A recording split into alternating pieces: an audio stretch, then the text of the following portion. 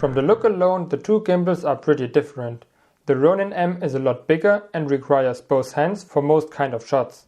But because it is bigger, it can also hold cameras up to 3.6 kg, while the Beholder DS1 only 1.7 kg.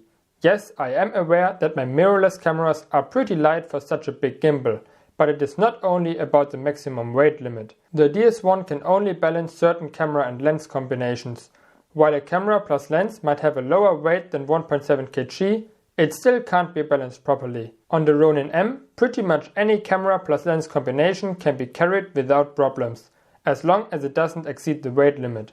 But even when my DS1 is perfectly balanced, I still have some micro vibrations. And I can't make custom motor adjustments because that would void my warranty. The Ronin-M on the other side is butter smooth and I barely ever get vibrations.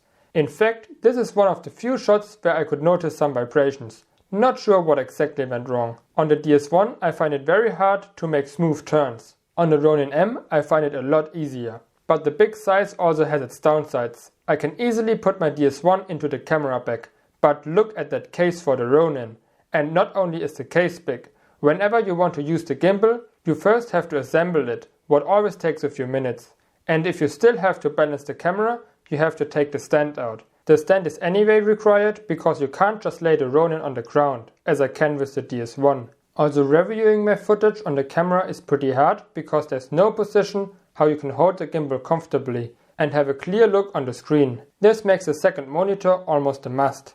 I personally use most of the time the upright mode, simply because I find it the most natural height for the camera and comfortable to hold when shooting. Changing settings on the camera is already a bit of a hassle in the underslug mode, but in the upright mode it is extremely uncomfortable.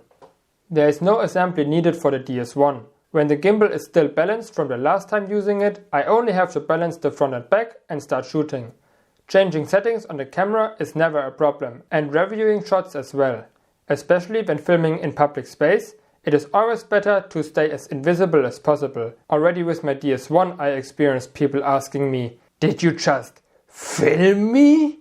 Using a gimbal as big as the Ronin draws a lot of attention on me, what I don't like in public spaces. I extremely like the super smooth shots I get out of the Ronin, but I could not imagine to use it if I shoot a wedding as only videographer or also for travels.